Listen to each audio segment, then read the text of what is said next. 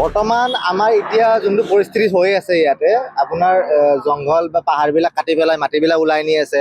Actually আমাৰ যিখিনি আমাৰ বনৰীয়া জীৱ জন্তু তেওঁলোকৰ থকা বাসস্থান নোহোৱা হৈছে, সেইকাৰণে জনাঞ্চললৈ ওলাই আহে। কিন্তু তেওঁলোকে কৰিব কি? মানে এতিয়া আমাৰ ইয়াতে শিলকুমাৰী কিবা মেচিন চেচিনবিলাক বহাই আছে শুনিছোঁ, কিন্তু জীৱ জন্তুবিলাক ক'ত থাকিব? জংঘলৰ পৰাতো ওলাই আহিবই। আমাৰ এতিয়া সেইটো কাৰণে প্ৰব্লেমটো হৈ আছে। এতিয়া দিনতে হাতী ওলাই গৈছে, মই আহি আছিলোঁ ইফালৰ পৰা, তাৰপিছত দেখা পালোঁ ইফালে হাতী পাৰ হৈ আছে।